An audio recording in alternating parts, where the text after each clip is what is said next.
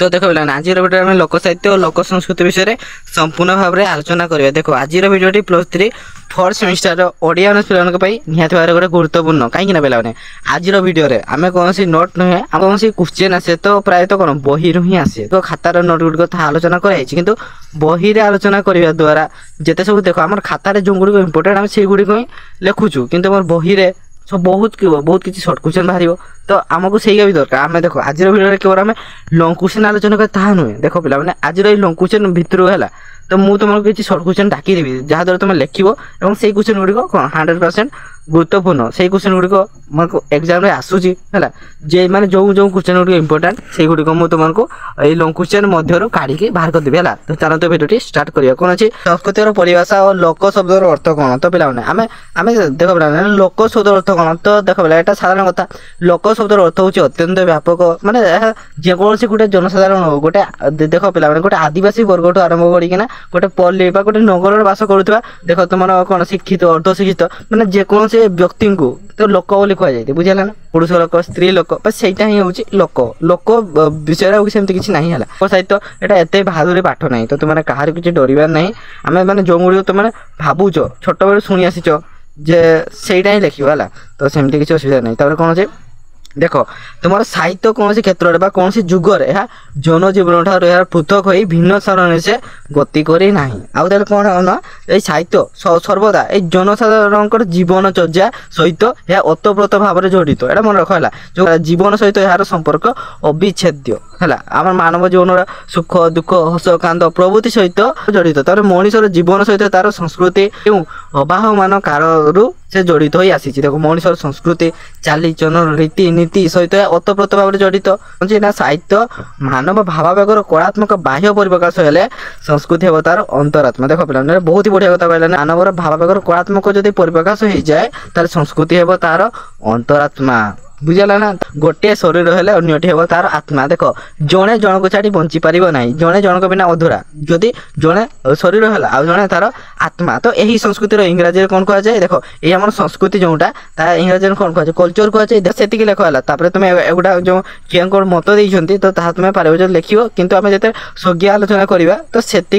गुड़िक देखा पे से कौन जदि कौन देशर संस्कृति विषय में कहवा से देशर संगीत है कौन कर देख संगीत स्थापत्य कला और तार बौद्धिकता आदि क्षेत्र से विकास लाभ करुवा एक विशेष धरणर समृद्धि कथा विचार को निया जाए तो देख ये कौन कहला ना देख आम जदि जेकोसी माने देशर संस्कृति विषय आलोचना करवा देख संस्कृति माने क्या बुझाए जमी से देश संगीत हो कि स्थापत्य कला बौद्धिकता इत्यादि को बुझाई था संस्कृति कहले बुझेगा ना से कौन अच्छे ना जहाँ कि से देशर अगणित नरनारी को परंपरा क्रमे से अनुप्राणित करने संगे संगे से दैनंदिन जीवन और चरणीर अविच्छेद अंग भाव में से प्रतिष्ठा लाभ करें यही दृष्टि लोक संस्कृति कहले लोक मान मध्य प्रचलित समस्त चालीचलन देख पे एटा देख गोटे सर्ट क्वेश्चन पड़े आसला ना लोक संस्कृति कहले कौन बुझ ये अच्छी है देख तुम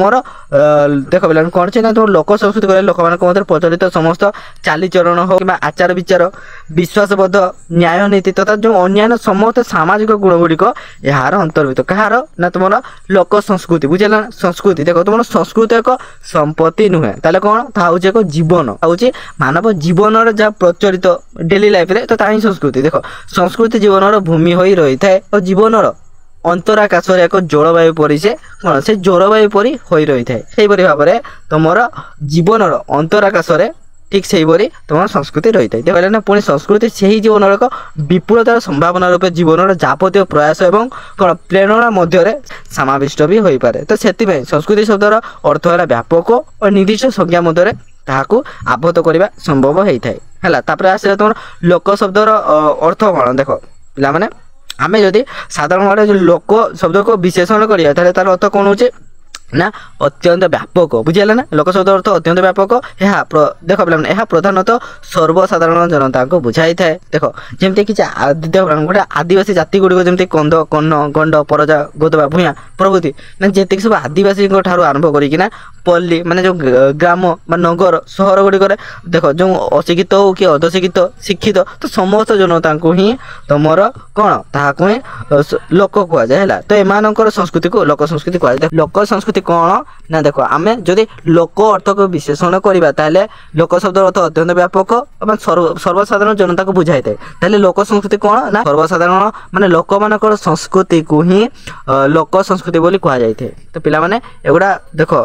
तो देखो एगुड़ा बुझ एगुड़ा प्राय तो तुम 2 मार्क 3 मार्क 1 मार्क सब किसी एगुड़ा है आम केवल लंग क्वेश्चन टी 72 मिनट आलोचना करदे सेमती नहीं मुझे गोटे पिला माने तार मन में किसी भी जमी डाउट न रहू लोककला लोक साहित्य लोक संगीत लोकाचार प्रभृति जनतार समस्त कृतित्व को घेनी यही लोक संस्कृति गठित एवं यही नित्य जीवन संस्कृति। तापर तुम देखो अग्निपुराण एक श्लोक लोक शब्द अर्थ व्यापकता जानी होता है। देखो तुम क्यों क्यों ग्रंथर माने लोक संबंधी तथ्य मिलता है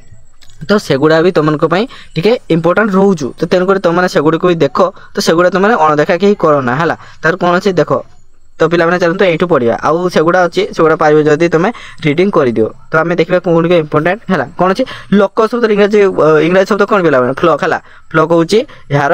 इंग्राजी प्रतिशब्द व्यक्ति और जन समुदाय भूमंडल इत्यादि यार अभिधानिक अर्थ मैंने बुझेगा तो तुम पारिभाषिक अर्थ यार संज्ञा संपूर्ण स्वतंत्र यार तात्पर्य केवल जन समुदाय नुहे एक प्राचीन पारंपरिक प्रथाबद्ध विश्वासनिष्ठ आंतसंबद्ध तापर कौन अच्छे ना तुम संपर्क जन समुदाय को ही यह निर्देश करे। ओडिशार लोक संस्कृति कहले एठार बास करथिबा 3 श्रेणीर आदिवासी 3 श्रेणीर आदिवासी हेले कौन प्रथम है शबर संप्रदाय यही माने वास्तव में कौन एठाकर आदिम आदिवासी कौ माने ना तुम शबर माने तो से द्वारा ओडिशार आराध्य देवता किए श्री जगन्नाथ पूजित होते तापर आसिले कौन द्राविड़ गोष्ठी गोटे है शबर ए मन रख कौन कौन प्रथम है शबर द्राविड़ तापर आसला आर्य गोष्ठी है आर्य मैंने एठार प्रवेश पर जो मैंने से बश्यता स्वीकार कर रहिले तो से समाजर नीच स्तर मनीष भाव में परिचित है जमी तुम चमार बाण हाड़ी धवा तो इत्यादि है तो इत्यादि गोष्ठी तो अन्य जो माने सेमानकर अधीनता स्वीकार कले नहीं अथच पराजय लाभ कर बण पहाड़ आश्रय नेले से माने परिचित है कौन गिरिजन बा जो आदिवासी भाव में बुझेगा ना स्वाधीनता करने से लड़े करना पराजय होते देख तुम कंद कन्न भूया आदि यही श्रेणीर यही 3 श्रेणीर कला ठार आरंभ कर आचार व्यवहार पर्यंत ही ओडिशार लोक संस्कृति उपरोक्त 3 श्रेणीर साहित्य हूँ लोक साहित्य कौन कौन देख तुम लोक साहित्य ही हूँ जन साहित्य तो यह वास्तव में जन जीवन प्रकृत प्रतिछवि देख आमर मानव जीवन में जहाँ सब घटू माने जेकोसी घटना देख मानव जीवन में केते सुख केते दुख केते राग है तो केते उत्साह तो सबू घटना हूँ माने मानव जीवन अभिगण प्रतिछवि जहाँकि तुम लोक साहित्य देखा मिलता है।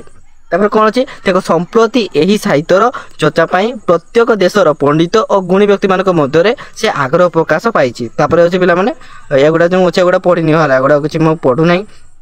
अलरेडी कौन पढ़ी 20 बसीगलानी तो एगुड़ा आउ पढ़ुनी जो गुड़ा इम्पोर्टेंट से गुड़ी कहूँ देख वास्तव में लोक बा फ्लक शब्द को प्रथम किए व्यवहार करते मन रख है प्रथम तुम व्यवहार करते हर्डर है प्रथम तुम हर्डर व्यवहार करते एगुड़ा शॉर्ट क्वेश्चन प्रायतः आसे देख प्रथम हर्डर यहाँ व्यवहार करते किंतु यहाँ लोकलोचन को आउ जड़े आनी है यहाँ मैंने भिन्न रूप आउ जड़े देते थमास है तो तेणुक एगुड़ा तुमने देख मैंने किए कौन करते देख जदि क्वेश्चन आसला ये फल शब्द किए व्यवहार करते देख तुमने थमास लिखबनी हर्डर कहीं से प्रथम से शब्द को व्यवहार करते किंतु लोक साहित्य संपर्क से जो प्राथमिक आलोचना धाराटी आरंभ करते जर्मान दे थॉमस आलोचना एक निर्दिष्ट नूतन रूपरेख परिगणन करते निर्दिष्ट रूपरेख किए देते थॉमस से प्रथम करी फ्लोकलोर शब्द टी लोकविद्या से व्यवहार कले ना समाजर निम्न वर्ग पर कृषक समाज यही फ्लोक शब्द द्वारा से परिचित हेले। तापर देखो यहाँ गोटे तो मेन बन्य बन्यकर ये अंशग्रहण कौन ना देख बन्य होती यही जो तुम लोक साहित्य को दूरदृष्टि जो तार माने अनेक गोटे चिन्हा है तार बहुत बड़ा हाथ थिला कार नहीं बन्य तो सी चिंता राज्य यही शब्द अर्थ व्यापकतर है ओराल बा मौखिक शब्दटी से लोक साहित्य और कला साहित्य व्यवहार कले देख तांकर आलोचना प्रणाली द्वारा लोक साहित्य को शास्त्रीय मर्यादा लाभ कला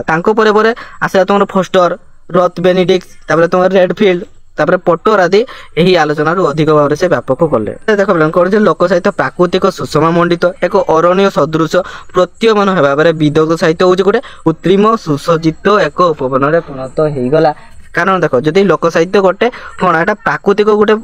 जंगल होगला बण होगला किंतु जदि विदग्ध साहित्य हम कौन गोटे पार्क माने कृत्रिम उद्यम है ମାନେ ତାକୁ ସେଟା ପ୍ରାକୃତିକ ନୁହେଁ, ସେଟା ଯଦି ପ୍ରାକୃତିକ ହେଲା ଏଟା ହେଲା କୃତ୍ରିମ, ଏଟା ମାନେ ମଣିଷ ତିଆରି କରିଛି ହେଲା। ତାପରେ ପିଲାମାନେ ଏଗୁଡ଼ା କିଛି ଅଛି, ତ ଏଗୁଡ଼ା ମଧ୍ୟରୁ ଯଦି ଇମ୍ପୋର୍ଟାଣ୍ଟ ବାହାରିବ ତ ତୁମମାନେ ସର୍ଟ କ୍ୱେଶ୍ଚନ୍ ଏଗୁଡ଼ା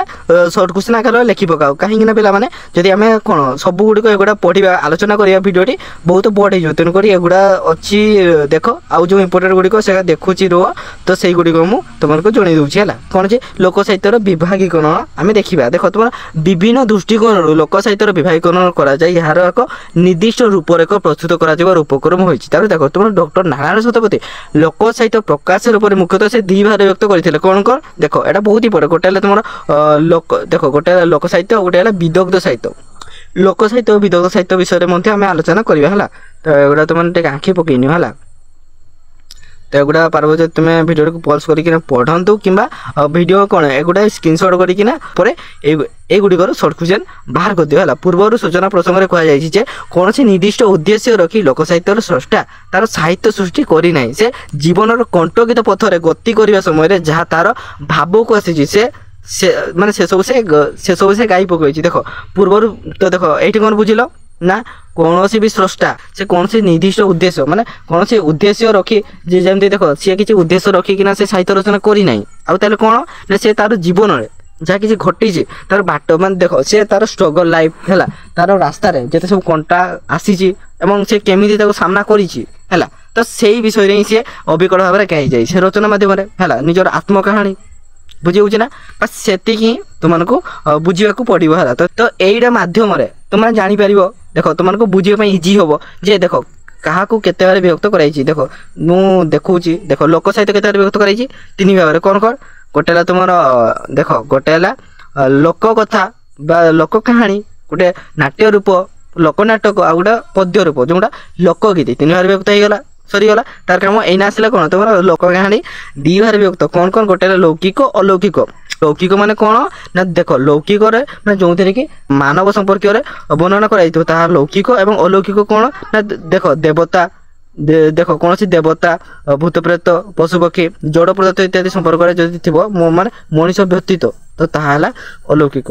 ତାପରେ ପିଲାମାନେ ଅଛି ତୁମର ଦେଖ ଯେଉଁ ତୁମର ନାଟ୍ୟ ରୂପ ବା ଲୋକନାଟକକୁ କେତେ ଭାବରେ ବିଭକ୍ତ କରାଯାଇଛି ନା ଲୋକନାଟକକୁ 4 ଭାବରେ ବିଭକ୍ତ କରାଯାଇଛି ନା କ'ଣ ଲୀଳା, ଯାତ୍ରା, ସ୍ୱାଙ୍ଗ ପ୍ରଦର୍ଶନ, ଆଉ ଗୋଟେ ହେଲା ବିଭିନ୍ନ ନାଟ। ଏଗୁଡ଼ା ମନେ ରଖ। ତମେ ଲୀଳାରେ କ'ଣ ଗୁଡ଼ିକ ଅଛି ରାମଲୀଳା ଓ କୃଷ୍ଣଲୀଳା ଓ ଅନ୍ୟାନ୍ୟ ଲୀଳା ଗୁଡ଼ିକ ଅଛି। ଆଉ ଯାତ୍ରାରେ ତୁମର ଯେଉଁ ଗୀତି ନାଟ୍ୟ ଗୁଡ଼ିକ ସବୁ ସେ ଯାତ୍ରା ଅନ୍ତର୍ଭୁକ୍ତ। ଆସିଲେ ତୁମର ସ୍ୱାଙ୍ଗ ପ୍ରଦର୍ଶନ, ଏହା ମଧ୍ୟ ଗୋଟେ ଯାତ୍ରା ମଧ୍ୟରେ ଅନ୍ତର୍ଭୁକ୍ତ ହୋଇପାରେ ସ୍ୱାଙ୍ଗ ପ୍ରଦର୍ଶନ। ତାପରେ ତୁମର ବିଭିନ୍ନ ନାଟ କ'ଣ ଛଉ ନାଚ। ଦେଖ ନାଟ ଢେର ପ୍ରକାର ଅଛି, ଛଉ ନାଟ, ଦଣ୍ଡ ନାଟ, ଘୋଡ଼ା ନାଚ, ଦେଶୀୟ ନାଟ, ତାପରେ କ'ଣ ଚଢ଼ିଆଣି ନାଟ। ତ ସେଇଭଳି ନାଟକକୁ ମଧ୍ୟ ବିଭିନ୍ନ ଭାଗରେ ବିଭକ୍ତ କରାଯାଇଛି। ଆସିଲେ ତୁମର ଦେଖ ନା ନାଟ ଲୋକନାଟକକୁ 4 ଭାବରେ ବିଭକ୍ତ କରାଯାଇଛି। ତାପରେ ତୁମର ପଦ୍ୟ ରୂପ ବା ଯେଉଁ ଲୋକଗୀତି, ଏଇଟା ଗୋଟେ ମେନ୍ ହେଲା, ଏଇଟା ଗୋଟେ ପାଠ। କାହିଁକିନା ଲୋକଗୀତିକୁ ଦେଖ ଅନଲିମିଟେଡ୍ ଭାବରେ ବିଭକ୍ତ କରାଯାଇଛି। ଏଗୁଡ଼ା ଦେଖ ଯେତେ ସବୁ ଗୀତ ଦେଖୁଛ, ଚକୁଡ଼ିଆ ପଣ୍ଡା ଗୀତ ହଉ, ତାପରେ ଝଡ଼ା ଫୁଙ୍କା ଗୀତ, ଢଗଡ଼ା ମାଡ଼ି, ତାପରେ ତୁମର କ'ଣ ମଇଁଷିଆଡ଼ ଗୀତ ହଉ କି ନାଁ ଦିଆ ଗୀତ ହଉ, ଅସାମାନସା କାନ୍ଦଣା ଗୀତ, ଦୋଳି ଗୀତ, ଯେତେ ସବୁ ଗୀତ ଗୁଡ଼ିକ ଅଛି ସବୁ ସେଇ ଲୋକଗୀତି ଅନ୍ତର୍ଭୁକ୍ତ। ତ ପିଲାମାନେ ବୁଝିହେଲା ନା। ତ ଦେଖ ଏଇ ଯେଉଁ ଗୀତି ଗୁଡ଼ିକ ଅଛି ଏଇଠୁ ତ ପ୍ରାୟତଃ ସର୍ଟ କ୍ୱେଶ୍ଚନ୍ ଆସେ, ତେଣୁକରି ତୁମମାନଙ୍କ ପାଇଁ ଏଗୁଡ଼ା ଇମ୍ପୋର୍ଟାଣ୍ଟ ରହୁଛୁ। ତ ତୁମମାନେ ଏଗୁଡ଼ା ତୁମମାନେ ଏଇ ଡାଇଗ୍ରାମଟି ଭଲ ଭାବରେ ପଢ଼ା କରିନ, କେଉଁ ମାନେ କାହାକୁ କେତେ ଭାବରେ ବିଭକ୍ତ କରାଯାଇଛି କ'ଣ ସେଗୁଡ଼ା ତୁମମାନେ ସ୍କ୍ରିନସଟ୍ କରିକିନା ପଢ଼ା କର ହେଲା। ତାପରେ ଆମେ ଦେଖିବା। ତାପରେ ପିଲାମାନେ ଏବେ ଆମେ ଆଲୋଚନା କରିବା ଯେ ଡାଇଗ୍ରାମ ମାଧ୍ୟମରେ ଜାଣିଲ ତ କୋଉଟା କେତେ ଭାବରେ ବିଭକ୍ତ କରାଯାଇଛି। ଏବେ ଆମେ ବିଦଗ୍ଧ ସାହିତ୍ୟ ବିଷୟରେ ଜାଣିବା, କାହିଁକିନା ଲୋକ ସାହିତ୍ୟ ବିଷୟରେ ଜାଣିଲେ ଏବେ ବିଦଗ୍ଧ ସାହିତ୍ୟ ଜାଣିବା। ଦେଖ ସାହିତ୍ୟ ମୁଖ୍ୟତଃ 2 ଭାବରେ ବିଭକ୍ତ କରାଯାଇଛି, ଗୋଟେ ହେଲା ଲୋକ ସାହିତ୍ୟ ଏବଂ ବିଦଗ୍ଧ ସାହିତ୍ୟ। ତ ଲୋକ ସାହିତ୍ୟ ବିଷୟରେ ପ୍ରାୟତଃ ପିଲାମାନେ ବୁଝିଗଲେଣି। ଏଇନା ଆସିଲା ତୁମର ଦେଖ ଲୋକ ଜୀବନର ହସ କାନ୍ଦ, ସୁଖ ଦୁଃଖ, ଆଶା ନିରାଶା ଆଦି ପ୍ରାକୃତିକ ଭାବରେ ଯେଉଁଥିରେ ଆତ୍ମପ୍ରକାଶ କରିଥାଏ ତ ତାହା ହିଁ ହେଉଛି ଲୋକ ସାହିତ୍ୟ। ଆଉ ଦେଖ ତୁମର ଗାଣିତିକ ଧରାବନ୍ଧା ନିୟମର ବଶବର୍ତ୍ତୀ ହୋଇନଥିବାରୁ ଏହା ସ୍ୱାଭାବିକତା ଓ ପ୍ରାକୃତିକତାକୁ ବହୁ ପରିମାଣରେ ରକ୍ଷା କରିଥାଏ। ସାମାଜିକ ବିଶ୍ୱାସବୋଧ ଚରଣୀ ଏଥିରେ ଅପରୂପ ଲାଭ କରିଥାଏ। ଲୋକ ସାହିତ୍ୟର ଜୀବନ ଏକ ମହିମାମଣ୍ଡିତ ଆଦର୍ଶ ବା ତତ୍ତ୍ୱର ବିଷୟ ନୁହେଁ। ତ ପିଲାମାନେ ତ ଇତ୍ୟାଦି ମଣିଷର ସୁଖ ଦୁଃଖ ଯାହା ଥାଏ ତ ତାହା ସବୁ ଲୋକ ସାହିତ୍ୟ ଅଛି ହେଲା। ଲୋକ ସାହିତ୍ୟ ହେଉଛି କେହି ଏହାକୁ ପଲ୍ଲୀ ସାହିତ୍ୟ କୁହାଯାଏ। ଦେଖ ପଲ୍ଲୀ ସାହିତ୍ୟ କାହାକୁ କୁହାଯାଏ ନା ହଁ କରିକି ଅନେଇଥିବ ଏକ୍ଜାମରେ, ତ ସେମିତି କିଛି ନାହିଁ, ଲୋକ ସାହିତ୍ୟକୁ ହିଁ ପଲ୍ଲୀ ସାହିତ୍ୟ କୁହାଯାଏ ହେଲା। ତ ଏହାର ଅନ୍ୟ ନାମ ହିଁ ହେଉଛି ପଲ୍ଲୀ ସାହିତ୍ୟ। ତାପରେ ହେଲା तो एगुड़ा अच्छी ना लोक साहित्य कौन या तुंड तुंड कान कान दे यह गति करें यहाँ मौखिक साहित्य कहुए कहीं कहुए ना तुंड तुंड दे और कान कान दे गति कर कौन कहुए ना मौखिक साहित्य बोली कहुए। तो पिला तो यार प्रायतः सरीगला देख वृंदावन चंद्र आचार्य यहाँ मौखिक साहित्य बोली कही लोक साहित्य को। तो एगुड़ा तुम पढ़ मु पढ़ू नहीं भिडटी तो पिला तुमने देखुव के बढ़ गला भिड। तो देखो आम जब सब गुड़िक डिटेल्स सहित आलोचना करवा तो निहाती भाव में भिडटी कौन अधिक बड़ हो जाऊँगी। तो तेणुक तथापि तुम देखनी ना तुम विदग्ध साहित्य लोक मान साहित्य नुहे कहीं मुष्टिमेय और पंडित वर्ग मान साहित्य जनसाधारण जीवन गाथार ए साहित्य मुखरित नुहे बरं एक कृत्रिम देख कृत्रिम सुशोभित जराशय परि से चित्तमुग्धकारी है ना। तो विदग्ध साहित्य विषय आउटे तुम डिस्क्राइब कर नब आर्ट फॉर आर्ट सेक नीतिर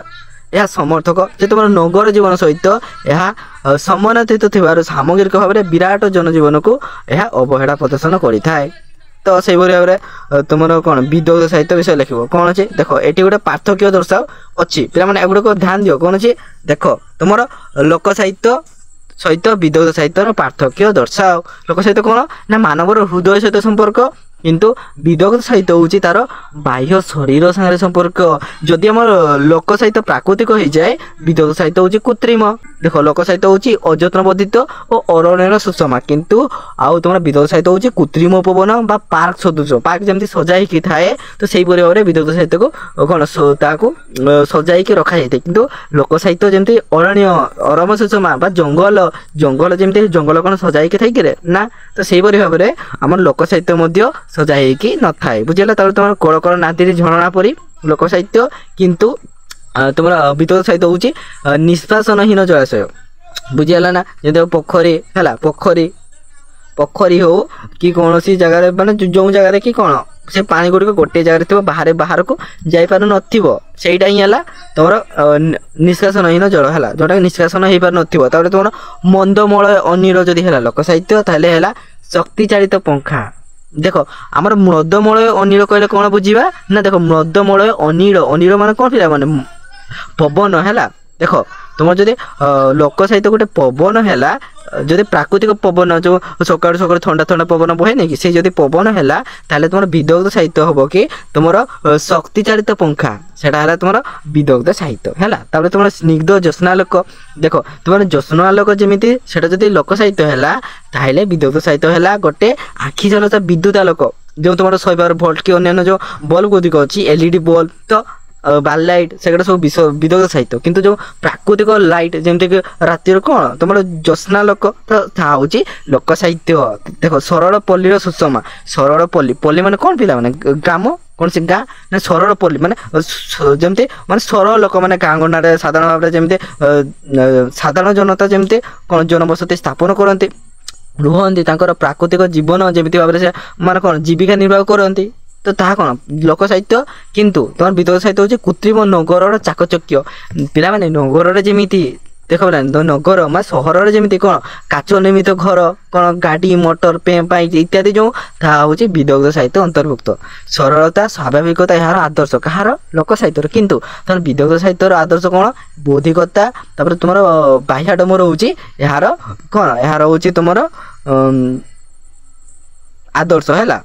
तापर पिला माने एमिति किछि अछि तो एगुड़ा तुम मैंने पढ़ एवं एत मध्य जी सब सर्ट क्वेश्चन अच्छी बाहर होची तो तुम मैंने खातार नोट करने चेष्टा कर। अच्छी तुम ओडिया लोक साहित्य संग्राहक और आलोचक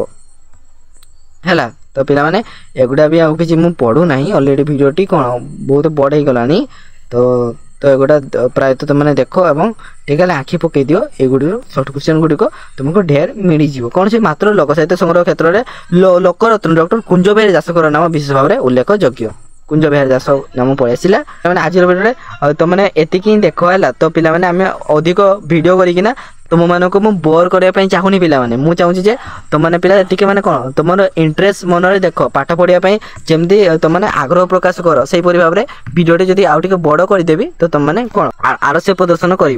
तो पिला माने आज भिडियोटी ये रहा। जय जगन्नाथ।